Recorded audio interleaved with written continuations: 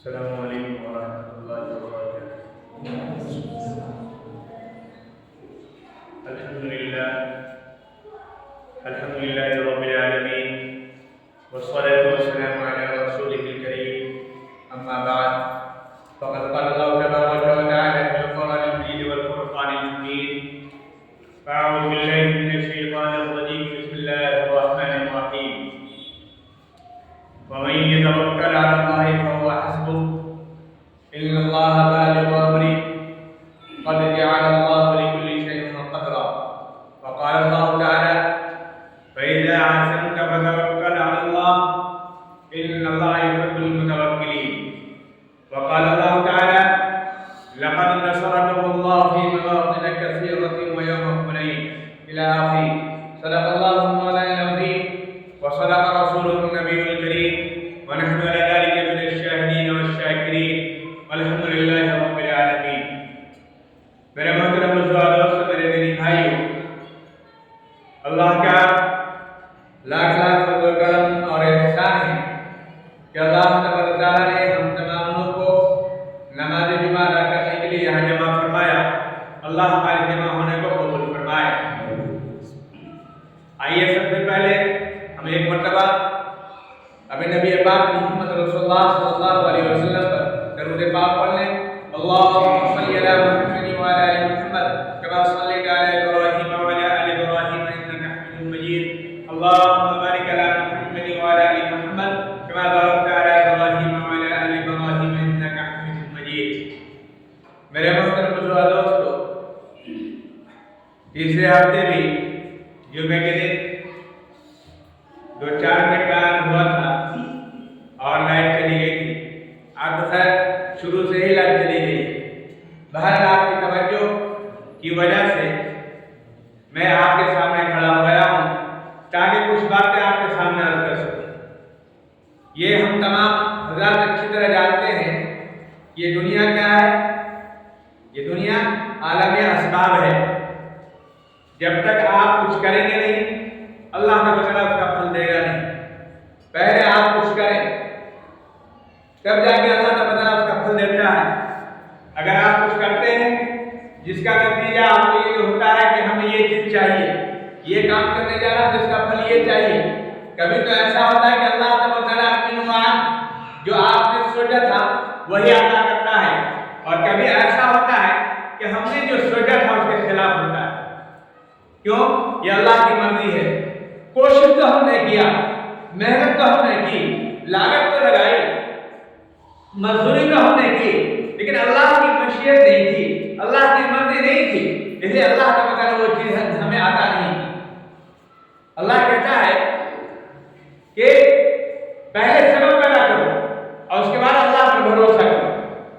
ہم نے دکان نہیں کھولی، مزدوری نہیں کی تو مزدوری کہاں سے مل جائے گی؟ دکان نہیں کھولی تو کسٹمر کہاں سے آ جائیں گے؟ آپ کے گراہک کہاں سے آ جائیں گے؟ پہلے دکان کھولیے، پہلے سبب پیدا کیجیے، سبب پیدا کرنے کے بعد اس کے بعد اللہ پہ بھروسہ کیجیے کہ اللہ تیرے نام سے یہ دکان کھولی ہے، تیرے نام کا برکت کا سہارا لے کر یہ مزدوری کی ہے، اللہ تو مجھے اس کا پھل عطا فرما۔ تو اللہ تعالیٰ چاہتا ہے تو ویسا ہی عطا کرتا ہے جیسا آپ نے سوچا تھا، اور نہیں جو ہمارے نصیب میں نہیں ہوتا ہے تو اللہ تعالیٰ اس کے خلاف نہیں کرتا ہے۔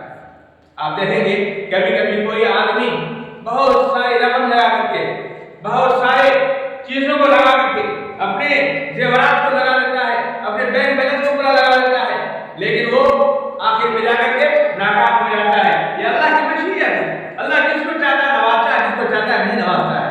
اللہ پر توکل کرنا کب ہے؟ نبی پاک محمد رسول اللہ صلی اللہ علیہ وسلم سے صحابہ کرام رضوان اللہ تعالی علیہم اجمعین نے پوچھا کہ یا رسول اللہ صلی اللہ علیہ وسلم کیا ہم اونٹ کو ایسا ہی کھلا چھوڑ دیں اور اللہ پر بھروسہ کریں؟ کیا ہم اونٹوں کو ایسا ہی کھلا چھوڑ دیں اور اللہ پر بھروسہ کریں کہ اللہ حفاظت فرمائے گا؟ تو نبی صلی اللہ علیہ وسلم نے کیا فرمایا؟ نہیں، پہلے اس کا سبب پیدا کرو، پہلے اس کو باندھو، پہلے اس کو باندھو، اس کے بعد اللہ پر بھروسہ کرو۔ اونٹ کو کھلا چھوڑ دیا، اللہ پر بھروسہ نہیں، یہ خلاف ہے۔ نبی پاک محمد رسول اللہ صلی اللہ علیہ وسلم تمام نبیوں کے طریقے کے خلاف ہے اور اللہ کے بتائے ہوئے طریقے کے بھی خلاف ہے۔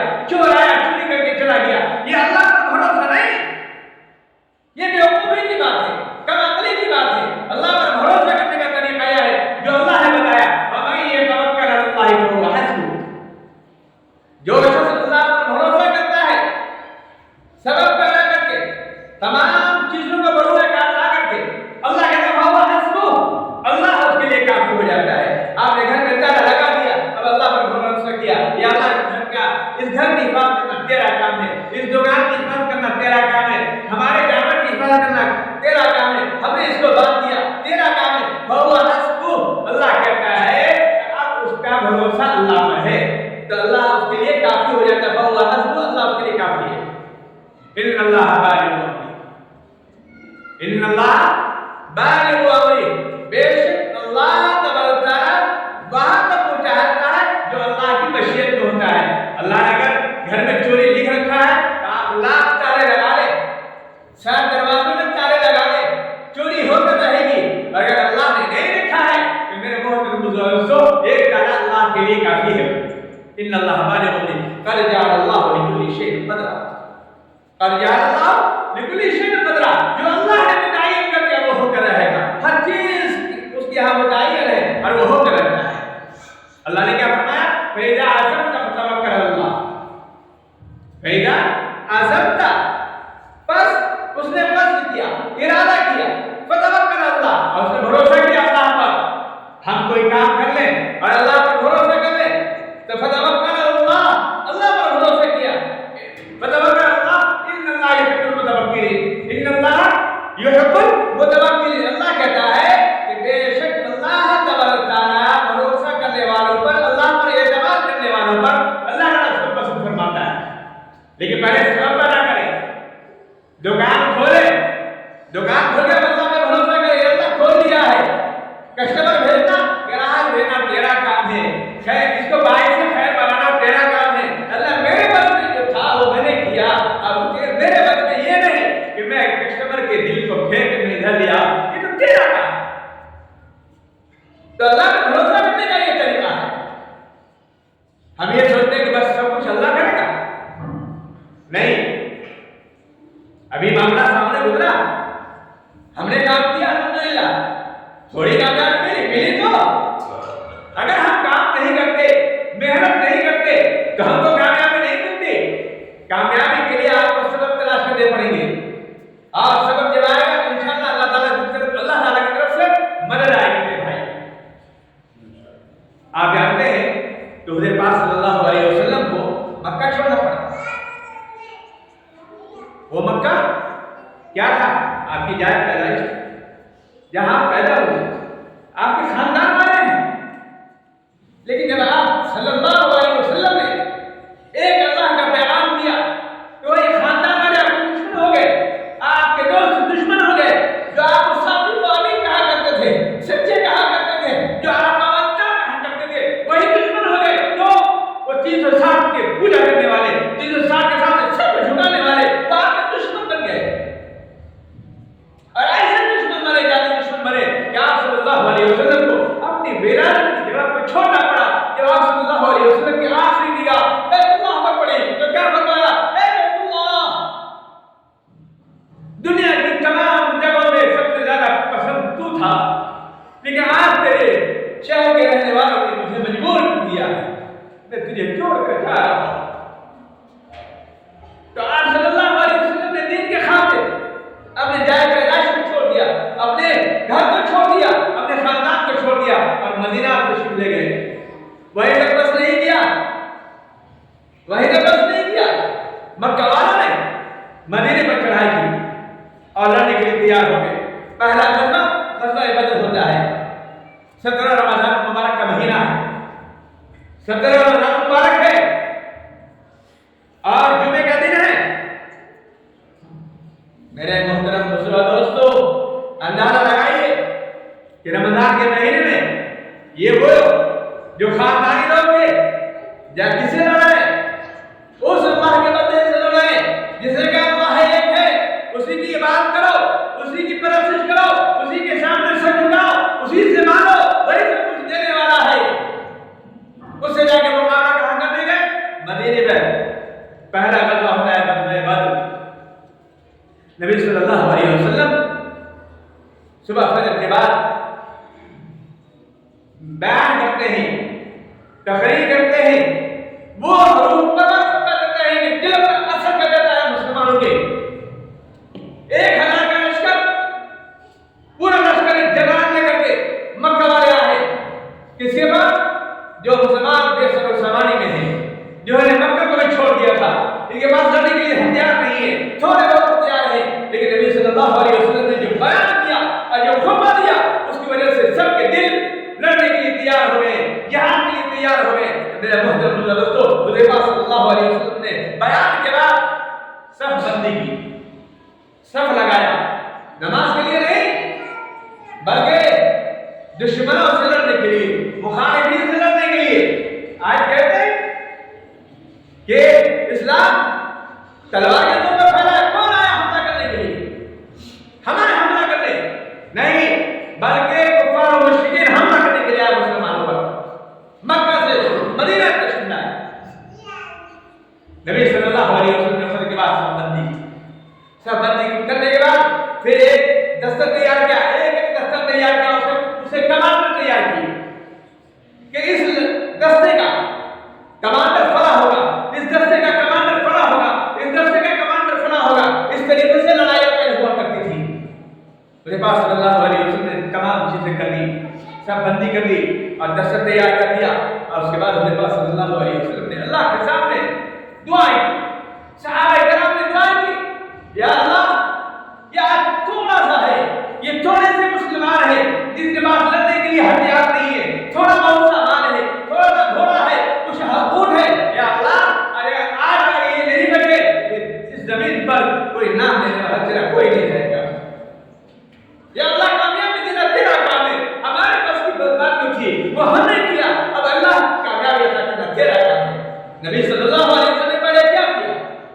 پہلے سبق تیار کیا، جو ہو سکتا تھا دنیاوی اعتبار سے مستحکم کیا، فوج کو تیار کیا، اور اس کے بعد لڑنے کے لیے تیار ہوا، اللہ سے دعائیں کی، اللہ سے دعائیں کی اور رو رو کر دعائیں کی۔ اللہ تعالیٰ نے غزوہ بدر میں مسلمانوں کو فتح دی، مسلمان کامیاب ہوئے۔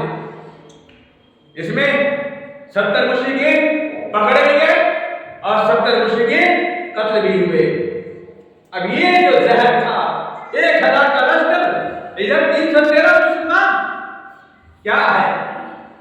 اللہ پر بھروسہ ہی تو ہے، فتوکل علی اللہ، اسی کو اللہ پہ بھروسہ کہتے ہیں۔ بھروسے کی وجہ سے 313 صحابہ نہیں، جن کے پاس ہتھیار بھی نہیں ہے، تلوار بھی نہیں ہے، وہ کامیاب ہوتے ہیں۔ یہ کفار و مشرکین چڑ جاتے ہیں، آخری جگہ ہم واپس ہوتے ہیں، تو پھر یہ تیاری کرتے ہیں دوسرے بننے کے لیے، دوسری لڑائی کے لیے، اور 2 سال کا ہوتا ہے غزوہ احد۔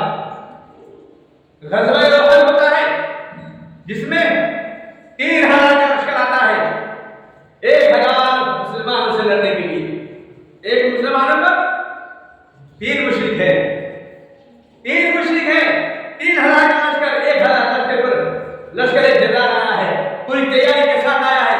میرے محترم دوستوں، میرے دوستوں، یاد رکھیے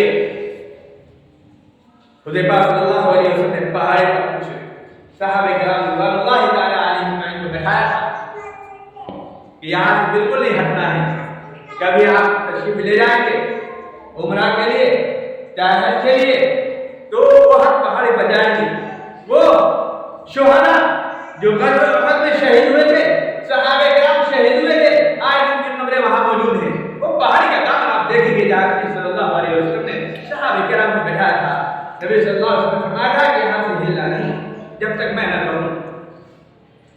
جب مقابلہ ہوتا ہے 3000 سے 1000 کا، تو یہ 1000 کا لشکر بھاری پڑ جاتا ہے اور 3000 کے لشکر کا پاؤں اکھڑ جاتے ہیں اور بھاگنے پر مجبور ہو جاتے ہیں۔ اب وہ جو پہاڑ پر مسلمان صحابہ کرام تھے نے سمجھا یہ حکم نبی صلی اللہ علیہ وسلم کا کب تک تھا؟ لڑائی ختم ہونے تک، جنگ ختم ہونے تک، جنگ ختم ہو گئی، اب وہ مال غنیمت کی طرف گئے، جو مال چھوڑ کر بھاگتے ہیں۔ چند صحابہ کرام نے روکا بھی کہ نبی صلی اللہ علیہ وسلم کا فرمان یہ تھا کہ ہم یہاں سے جب تک نہ ہلے جب تک نبی صلی اللہ علیہ وسلم کا فرمان نہ ہو جائے۔ انہوں نے کہا نہیں، یہ جنگ ہونے تک تھا۔ اکثر صحابہ کرام وہاں سے اتر گئے اور چند صحابہ رہ گئے۔ وہ خالد بن ولید رضی اللہ عنہ جو مسلمان نہیں ہوئے تھے، جب انہوں نے دیکھا کہ یہ پہاڑی خالی ہو گئی ہے تو وہ بھوکتے ہوئے پیچھے سے آئے اور پھر آ کر مسلمانوں پر حملہ کر دیا، جس کی وجہ سے مسلمانوں کو پریشانی کا سامنا کرنا پڑا۔ اور مسلمان کام صحابہ کرام رضوان اللہ تعالی علیہم اجمعین تقریباً 72 صحابہ کرام رضوان اللہ تعالی علیہم اجمعین شہید ہو گئے. پھر مقابلہ ہوا، پھر مسلمانوں کو فتح ہوا. بہرحال تو یہ اللہ پر بھروسہ کرنے کا جو میں طریقہ بتا رہا ہوں، پہلے آپ سبق پیدا کریں. اسی طریقے سے نبی پاک محمد رسول اللہ صلی اللہ علیہ وسلم کے وقت میں آپ جانتے ہیں قرآن کریم میں پڑھیں گے اور قرآن کریم کا مطالعہ کریں گے تو انشاءاللہ آپ کو یہ بات نظر آئے گی. یہاں غزوہ بدر میں 313 مسلمان ہیں اور اللہ پر بھروسہ ہے اور 1000 لشکر کو بھاری پڑتے ہیں. غزوہ احد میں 3000 کا لشکر سامنے ہے، 1000 کے مسلمان ہیں لیکن بھاری پڑتے ہیں. تھوڑی سی بیچ میں شکست آتی ہے، وہ نبی صلی اللہ علیہ وسلم کے ایک فرمان کے نہ ماننے کی وجہ سے شکست ہو جاتی ہے. اور جب غزوہ حنین ہوتا ہے جس کو قرآن کریم نے بہت اچھے طریقے سے نقشہ کھینچا ہے، اللہ فرماتا ہے کہ ہم نے تمہاری جہاں مدد نہیں کی، ہر میدان میں مدد کیا، لیکن تم کو شکست کیوں ہوئی؟ غزوہ حنین میں بہت بڑا معرکہ ہے اور اس میں صحابہ کرام رضوان اللہ تعالی علیہم اجمعین کا مجمع بہت بڑا ہے. فتح مکہ ہوتا ہے. فتح مکہ کے لیے حضور پاک صلی اللہ علیہ وسلم 10,000 کا لشکر لے کر جاتے ہیں. دیکھیے وہ بھی آئے تھے مکہ سے لیکن پوری تیاری کے ساتھ کہ ہم ان کو ریت و نابود کر دیں گے، ان کو قتل کر دیں گے، مٹی میں ملا دیں گے. دوسرے لفظ میں آتا ہے غزوہ احد میں یہی سوچ کر آتے ہیں 3,000 کا لشکر لے کر کے کہ مسلمانوں کو تحت کر دیں گے اور مسلمانوں کو ختم کر ڈالیں گے. لیکن جب حضور پاک صلی اللہ علیہ وسلم اور صحابہ کرام رضوان اللہ تعالی علیہم اجمعین کا 10,000 کا لشکر جا رہا ہے، نبی صلی اللہ علیہ وسلم نے کیا فرمایا، کیا بیان دیا؟ اے میرے دوستو، اے مسلمانوں، یاد رکھنا کسی عورت پر ہاتھ مت اٹھانا، کسی بچے کو قتل مت کرنا، جو گھر کے اندر موجود ہو ان کو گھر سے نکال کر قتل مت کرنا. ہاں جو تم سے مقابلہ کرنے کے لیے آئے اس سے مقابلہ کرنا. ابھی نبی صلی اللہ علیہ وسلم نے جس صحابی کا نام لیا جو اس میں داخل ہو جائے، سفیان کے گھر میں داخل ہو جائے وہ امن سے رہے گا، بیت اللہ کے اندر جو داخل ہو جائے وہ امن سے رہے گا. اور نبی صلی اللہ علیہ وسلم نے یہ پیغام دیتے ہوئے حضور پاک صلی اللہ علیہ وسلم بیت اللہ کے اندر داخل ہوتے ہیں. ایک آدمی کا قتل نہیں ہوا، ایک آدمی کا قتل نہیں ہوا. کتنا بڑا لشکر ہے، 10,000 کا لشکر ہے. امن کا میں جا رہے ہیں، بیت اللہ میں جا رہے ہیں. جن کو سمایا تھا، جن کو اس مکے سے نکالا تھا، جن کو بڑی مکہ والوں نے 1,000 کا لشکر جا کے پہلی وقت چڑھائی کیا تھا، دوسرا 3,000 کا لشکر لے جا کر چڑھائی کیا تھا. لیکن نبی صلی اللہ علیہ وسلم جب 10,000 کا لشکر لے کر جاتے ہیں تو ایک کا بھی خون نہیں ہوتا ہے، ایک کے اوپر جاتے ہیں تلوار نہیں اٹھائی جاتی ہے. فتح مکہ ہو جاتا ہے.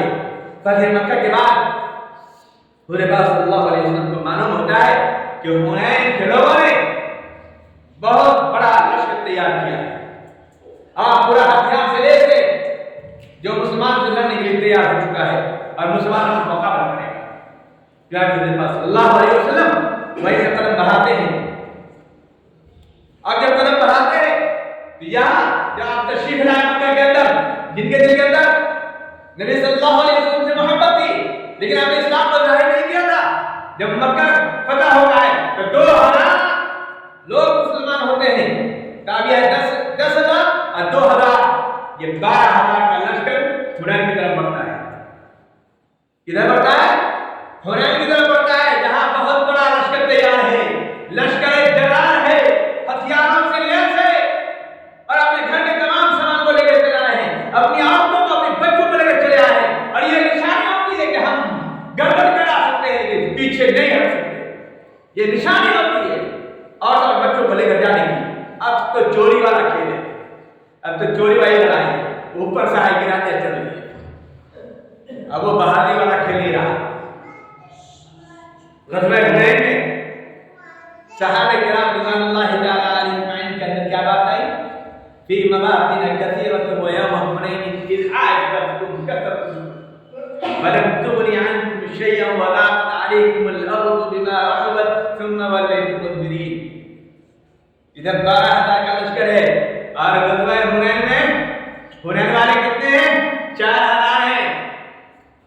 کتنے؟ بولو بھائی میرے بولیے.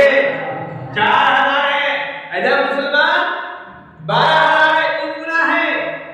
دل میں بات آتی ہے کہ ہم 313 تھے تو 1000 تو بھاری پڑے.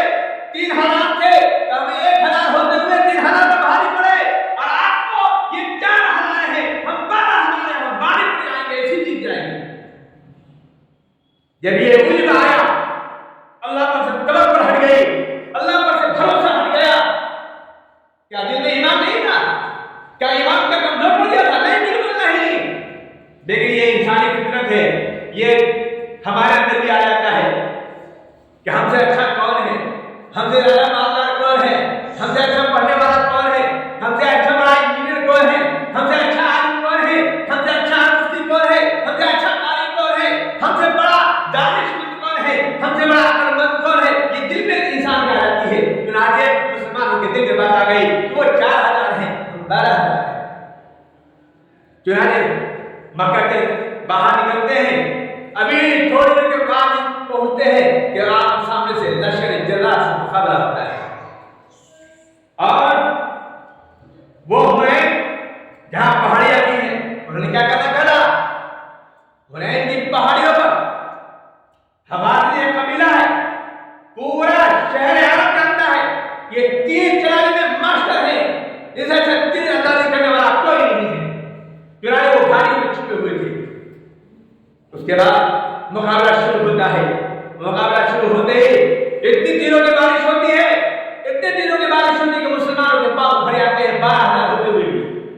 کیوں؟ تھوڑا سا اور آگے چل کے ہم 12000 ہیں, پاؤں بھر جاتے ہیں. آپ مسلمان بھاگنا شروع کر دیتے ہیں, تیروں کی بارش ہو رہی ہے, مسلمان بھاگ رہے ہیں. لیکن نبی پاک محمد رسول اللہ صلی اللہ علیہ وسلم اس میدان میں موجود ہیں, اور آپ کے ساتھ حضرت ابو بکر, حضرت عمر, حضرت علی, حضرت عبداللہ, حضرت سفیان, حضرت عبداللہ بن مسعود رضی اللہ عنہ اور دیگر صحابہ کرام موجود ہیں. لکھا ہے تقریباً 80 صحابہ کرام آپ کے ساتھ موجود ہیں. اور کچھ نے لکھا ہے کہ صرف 10 صحابہ کرام رضوان اللہ تعالی علیہم اجمعین موجود ہیں. اور نبی صلی اللہ علیہ وسلم سفید خچر پر سوار ہیں, اور نبی صلی اللہ علیہ وسلم اس طرف پڑا ہے جس طرف سے حوازن اور ثقیف کا قبیلہ بڑھتا ہوا آ رہا ہے, حملہ کرتا ہوا آ رہا ہے. لیکن نبی صلی اللہ علیہ وسلم نے اپنے قدم کو نہیں ہٹایا, بلکہ بڑھتے ہوئے آگے جا رہے ہیں. اس کے بعد نبی صلی اللہ علیہ وسلم نے فرمایا کہ میں اللہ کا سچا رسول ہوں, میں اللہ کا سچا رسول ہوں. اے لوگو سنو, کہاں ہو, کہاں ہو؟ لیکن نبی صلی اللہ علیہ وسلم کی آواز کے اندر نرمی تھی. شاید عبداللہ بن مسعود رضی اللہ عنہ کی آواز بہت تیز, انہوں نے آواز لگائی, کہاں ہو مسلمانوں, دوڑو, نبی صلی اللہ علیہ وسلم یہاں ہیں. جب مسلمانوں کے کانوں میں آواز ہوتی ہے, تمام مسلمان چاروں طرف سے ٹوٹ پڑتے ہیں. اور اس بیچ میں نبی پاک محمد رسول اللہ صلی اللہ علیہ وسلم نے تھوڑی کنکری, تھوڑی مٹی لی, اور نبی صلی اللہ علیہ وسلم نے وہ حنین کے پہاڑیوں پر جدھر سے تمام لوگ بڑھتے آ رہے تھے, نبی صلی اللہ علیہ وسلم نے ادھر پھینکی. تو تمام مٹی اور کنکریاں مخالفین کے آنکھوں میں پڑی, جو اپنی آنکھوں کو بنتے رہے. اور اس وقت کیا کہنے ہیں, اللہ کی طرف سے تسکین والا معاملہ آیا ہے. صلی اللہ سکینتہ علی رسولہ, اللہ کی طرف سے سکینہ نازل ہو رہا ہے. کس کے اوپر؟ علی رسولہ, نبی صلی اللہ علیہ وسلم پر, وعلی المؤمنین, اور مؤمنین پر. وہ وعلی المؤمنین وانزل جنودا لم تروها, اللہ کہتا ہے کہ ہم نے پھر اپنا لشکر بھیجا, ہم نے فرشتوں کا لشکر بھیجا. وانزل جنودا لم تروها, وہ لشکر جس کو تم دیکھ نہیں سکتے تھے. اللہ تعالیٰ نے فرمایا کہ ان لشکر کو بھیج کر کے وانزل جنودا لم تروها,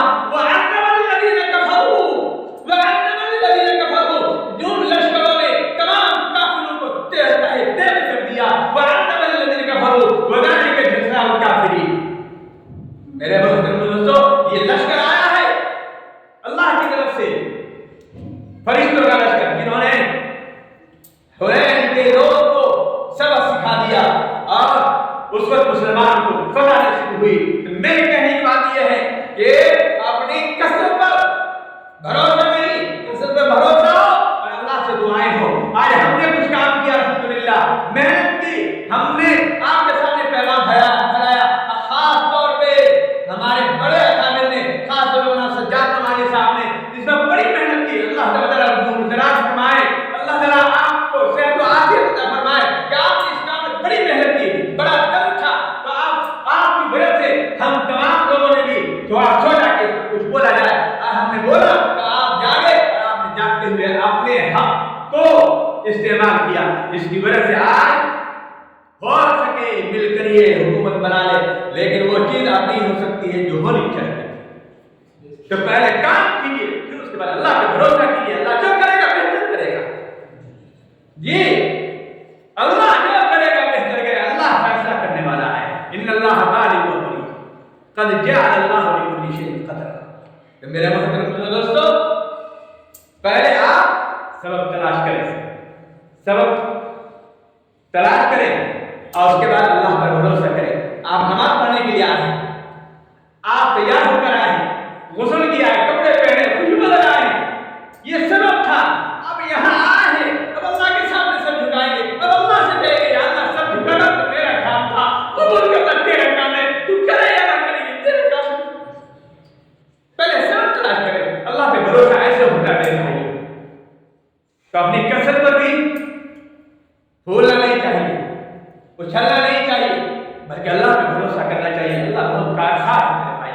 313 کو بھی فتح دے دیتا ہے، کہیں 12,000 ہوتے ہوئے 4,000 سے شکست کھا جاتا ہے. تو میرے بھائیوں، اللہ پر بھروسہ کیجیے اور یاد رکھیے نماز کی پابندی کیجیے، اللہ کے سامنے سر جھکائیے اور جھوٹ بولنا بند کیجیے، غیبت کرنا بند کیجیے، ایک دوسرے پر الزام تراشیاں کرنا بند کیجیے، ایک دوسرے سے محبت سے پیش آئے، ایک دوسرے سے جو وعدہ کرے اس وعدے کو مکمل کرے، اور جو بھی اعتماد پیدا کرے اپنے دوستوں کے ساتھ، اپنے بھائیوں کے ساتھ، اس اعتماد کو مکمل کرے. اسی میں کامیابی ہے میرے بھائیوں. اللہ تعالیٰ آپ کا ساتھ دے گا اور اللہ تعالیٰ آپ کے ساتھ رہے گا.